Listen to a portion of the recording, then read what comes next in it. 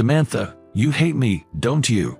In a drunken moment, I found myself asking this tough question to Samantha, a beautiful department head known for disliking men. I'm embarrassed to be seen that way. Then, she began to reveal a surprising reason for her coldness towards men. "My name is John. I'm 38. I worked in New York after graduating from college, but exhausted by a grueling job, I quit and returned to my hometown.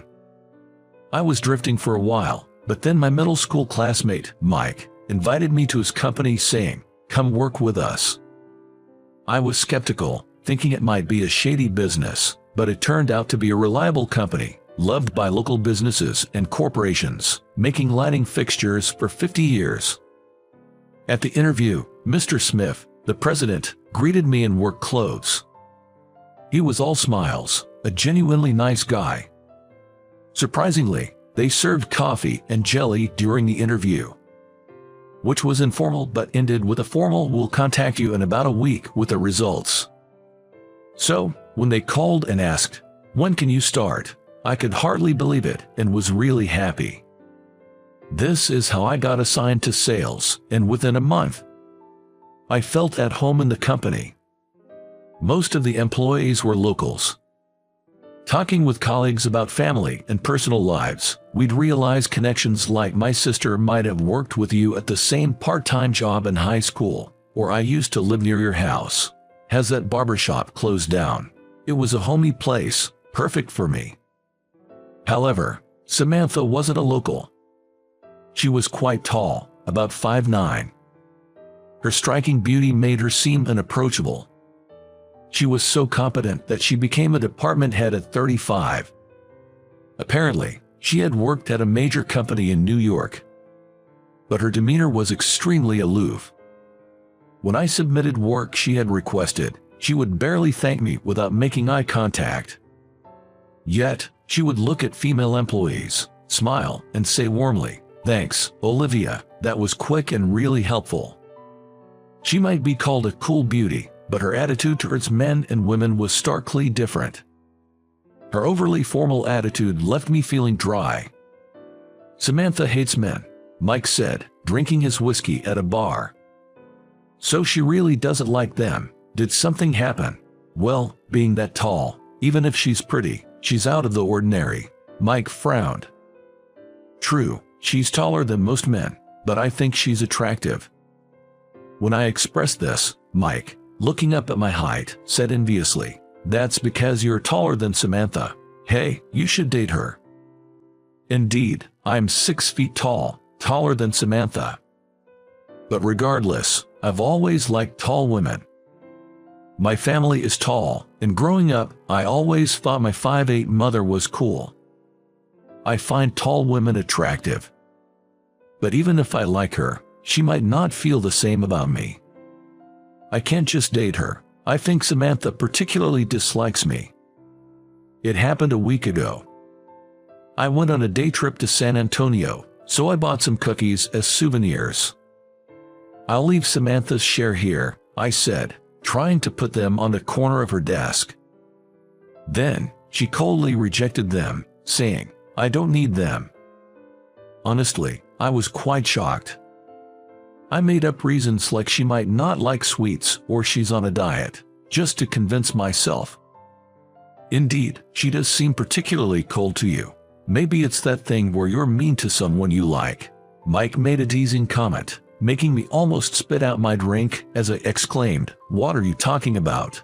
It's only you who's taller than Samantha. Maybe she's cold because she sees you as a man." "That's impossible. There's no way that could be true. Sure, I'm tall, but I'm not good-looking, and lately, I've started to develop a belly. I'm an unremarkable guy who doesn't attract women at all. I thought there's no way Samantha sees me as a man. I had a bit too much to drink yesterday, but I made it to work the next day and focused on my job. Around 3 p.m., having finished my tasks, I was about to catch up on some paperwork when something happened. "Samantha, I'm so sorry. I made a mistake with the order, and they said they need it delivered today." The female employee, nearly in tears, was Amy. she's just 23 but already has a 1-year-old child. Then, we have no choice but to deliver it directly. Is the product in our warehouse? Amy replied apologetically. Yes, it's confirmed, but the delivery location is out of state, a 2-hour drive, and I have to pick up my child, so it's tough for me. Samantha sighed. Then I'll go. Oh, but I have documents that I must finish by tonight. The usually cool Samantha seemed unusually troubled. I stood up and approached Amy. I'll go. I'm free right now. Really? Amy looked at me with eyes full of gratitude. Really? That would be a huge help, Samantha said in a soft voice. So, I loaded the products into the car at a warehouse 30 minutes away and set off for the 2-hour drive to the client. I'm off then, I said, jingling the car keys. John, please, take care, Samantha said, and she saw me off. I loaded the products successfully at the warehouse and headed to the client. They were an interior design company, scheduled to install lighting fixtures the next day. I arrived after 6 p.m. Expecting a grumpy old man to scold me for the order mistake, I was surprised to meet a young and pretty woman in charge. She must have been in her 20s. I'm so sorry you had to bring this all the way here, she apologized, making me feel awkward. Insisting I take a break, she treated me to coffee and pound cake in the lounge. Her name was Jessica. She was 28 years old and the daughter of the company's president. I guess you'll be taking over the business someday, I blurted out. No, I'd rather get married if I find someone willing, she replied with a gentle smile. I thought someone like her would definitely find a good match soon. When I returned to the office, it was past 9 p.m. I didn't expect anyone to be there, but to my surprise, Samantha was still in the sales department. It seemed like she was waiting for me. I'm sorry for troubling you. No, I should be thanking you, John. I really appreciate your help. Her tone of sincere gratitude warmed my heart. Let's head home, shall we? I turned off the lights in the office and locked up. On our way to the parking lot, Samantha suddenly asked, would you like to grab dinner together? I was surprised. Samantha and I were far from close. In fact, she seemed to have a certain aversion to me. I doubted that two people like us, with such a strained relationship, would have much to talk about over dinner, and it might just end up being awkward. As I hesitated, she said, sorry, you can say no if you don't want to. Thinking that declining might hurt her feelings, I cheerfully said, let's go. I'm actually really hungry. It was late, so only diners and places serving alcohol were open. Since we had driven, we couldn't drink alcohol, but we decided to go to a popular local grill. By the way, this was also the place where I had drinks with Mike. Welcome, table for two. Upon entering the restaurant, we were greeted by a delicious, appetizing aroma. My stomach immediately started to rumble. We were led to a small table in the corner. The distance between us was quite close. A soft, flowery scent wafted from Samantha. Maybe it was her shampoo. Being so conscious of her femininity, I felt strangely excited. What would you like to drink? When the waiter approached us, I ordered Coca-Cola. But Samantha said, actually, I do want a drink. John, will you join me? We can call a cab for the car. I didn't know she liked alcohol that much and smiled wryly. Of course, I'll keep you company until we're both tipsy. So, we ordered beer. Somehow, I think we both expected we would end up drinking. Otherwise, why choose a grill? After the first beer, we switched to wine. Samantha and I surprisingly had the same taste in alcohol. As we recommended our favorite brands to each other, we both got quite drunk. Samantha, you hate me, don't you? Fueled by alcohol, I finally asked the difficult question. No, that's not true, she said, looking away. But you dislike men, right? It's pretty well known among the male employees, I pressed further. Samantha sighed. I'm embarrassed to be seen that way, especially as a manager. I didn't realize I was doing it. Then, she began to tell me why she was cold towards men. Her height had always been a complex for her. She had been tall since childhood, reaching her current height in middle school. Since boys developed later, all of them were shorter than her, and rather than seeing her as a girl, some even mockingly called her tall girl. Samantha had given up on being treated like a girl. However, in high school, things changed. Boys taller than Samantha started to appear. She became close to a 6'1" boy from the basketball team. On Valentine's Day, she bravely confessed her feelings. But he rejected her, saying, "Sorry, I think girls should be at most 5'7". That became a trauma for me. I've been uncomfortable around tall boys ever since. I thought it was a terrible story. Many understand that it's wrong to insult someone's appearance with words like fat or ugly, but why don't they realize that negatively commenting on someone's height can be just as hurtful? Then Samantha muttered softly, "You prefer shorter girls, don't you, John?" "No, I actually think I prefer taller women. It's more like they make me feel at ease." Samantha looked surprised, so I explained that everyone in my family is tall, and even my mother is 5'8". I grew up thinking my tall mother was cool. Does that make me sound like a mama's boy? Samantha shook her head. There are people like that, huh? She looked genuinely happy. It was the first time I had seen her smile so naturally, and she was so cute that my heart started racing. After that, Samantha and I began to go out for drinks occasionally. Although the atmosphere never got romantic, we did start talking more informally like friends in the bar. Then one day, I was called in by Mr. Smith, the company president. The atmosphere didn't seem negative, so I headed to the president's office without any particular expectations. I was even casually hoping it might be about a promotion. I was offered a seat on the sofa and sat down. Mr. Smith, sitting opposite me, held something. Curious, I looked closely. Inside was a photo of a woman. Photo. Do you have someone you're seeing, John? No, I don't. Then, Mr. Smith said with a smile, "You remember that delivery you made out of state? The young lady there seems to have fallen for you at first sight. How about a matchmaking meeting?" I was so surprised that I was at a loss for words. That young and pretty girl fell for me. Unbelievable. It's sudden, so I know it's shocking. Take some time to think about it. He handed me a file, which I accepted. There were resume and other photos of the woman. The woman in the photo was wearing a beige, elegant dress and was indeed very beautiful. She was only 28. Why would she be interested in someone 10 years older? Marriage with such a pretty girl. At that thought, Samantha's face came to my mind. What would she think if I went for this matchmaking? I returned to my desk.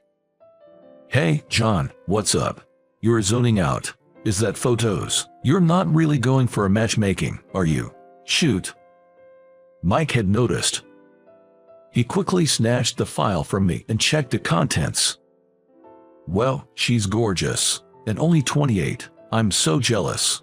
Mike exclaimed loudly, unaware that Samantha was nearby. I hurriedly took back the file from him. No, I haven't decided yet. But you'll go for it, right? You don't have a girlfriend, do you? Well, yeah, but... At that moment, Samantha quietly stood up and walked out. Concerned, I quickly followed her. Samantha, I called out to her as she was about to leave, and she stopped, looking down. John, are you going for the matchmaking? Well, that's... I clearly didn't want to do it. Because I'm in love with Samantha. But would Samantha accept my feelings? I wasn't sure. After all, Samantha and I are too different. Then she said something unbelievable.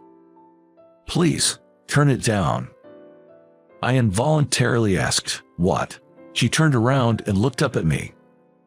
Her eyes were moist, and her cheeks were flushed red. Please turn down the matchmaking. I like you, John. No way. Samantha likes me. Samantha, beautiful, smart, with an outstanding figure, likes someone like me. Is that really, truly true? When I asked her seriously, Samantha nodded affirmatively. My heart felt warm with excitement. It was my first time experiencing mutual feelings with a woman, and I felt an overwhelming joy. I like you too, Samantha. Will you be my girlfriend? I took Samantha's hand, and with tears in her voice, she nodded, yes. Yay. Congratulations, Samantha. John, you actually won Samantha's heart. That's amazing. To my surprise, the sales team started appearing in the corridor. You guys were watching. I was so flustered remembering my own words. Samantha, too, crouched down, saying, I'm so embarrassed, I wish I could disappear. Keep it down, everyone. Let's get back to work. I tried to calm the commotion. But the women surrounded Samantha, excitedly chatting. Don't quit your job even if you get married. John, you owe us a treat now. Mike playfully hit me. Get back to work, all of you. What's all this fuss about? Mr. Smith, the president, even showed up. Shoot, just after the matchmaking proposal, and now I've decided to date Samantha. This is awkward. As I panicked, Mike reported to Mr. Smith. Samantha and John are starting a serious relationship with marriage in mind. Let's celebrate as a company. No, we're not talking about marriage yet. Is that so? Mr. Smith asked seriously. Oh no, is he angry? I stepped forward and bowed deeply to Mr. Smith. I'm sorry, it just happened now. I want to seriously date Samantha, so I must decline the earlier proposal. I braced myself for a scolding, but Mr. Smith laughed heartily. I always thought you two would be a good match. I never expected it to actually happen. Maybe I became a cupid of love. He easily blessed us, leaving me relieved. I'll handle the other party, don't worry. Congratulations, he said, placing a hand on my shoulder. Thank you, I nodded firmly. When I told my parents about my first ever girlfriend, they were overjoyed and insisted on meeting her. Reluctantly, I invited Samantha to my parents' house. Wow, your mother is so beautiful. Samantha seemed mesmerized by my mother. I'm not bragging, but my mom is beautiful. I don't look like her at all. Samantha, you played basketball, right? I played until high school too. Really? But I quit in my freshman year. I injured my knee ligament, and even though it healed, I was scared of hurting it again. I understand. I hurt my knee too. They instantly hit it off with a common topic. Did your dad play sports too? Yes, he was in the same basketball team in middle school and confessed to me back then. My mom started reminiscing. Oh boy, spare me, I thought, but Samantha played along, saying, wow, making a childhood love work out all the way to marriage is amazing. By the way, did John play any sports? The conversation turned to me, making me gulp. Haha. In our family, John was the only one not good at sports. He didn't do any sports, always playing video games, my mom revealed. You still love video games, right? They were getting along too well. Really noisy. But both seemed natural, not forced, getting along well. Your blouse is lovely. Where did you buy it? Samantha shifted to fashion talk. Both being well above average height, they shared the common struggle of finding clothes. Seeing them get along so well, I felt relieved. Today is our date. I'm meeting Samantha in front of the cinema. From a distance, I saw her approaching. But she seemed different. Almost everyone she passed turned to look at her. The reason was her footwear. Samantha was wearing high-heeled sandals. Already tall, with heels, she was over 5'11". Her long legs and slim jeans were eye-catching. No wonder people were surprised. Sorry to keep you waiting. Standing in front of me, Samantha's face was at the same height as mine. This feels new. Hee hee. We're the same height now. I always wanted to try these shoes at least once, but does it look weird? I shook my head. You look amazing. Samantha smiled shyly and said, thank you. We walked side by side, naturally holding hands. I'm glad I met you, John. I feel like you'll accept me no matter what, Samantha chuckled. Yes, you can grow as much as you want. Lean on me when you're tired. I'll always be a big tree for you.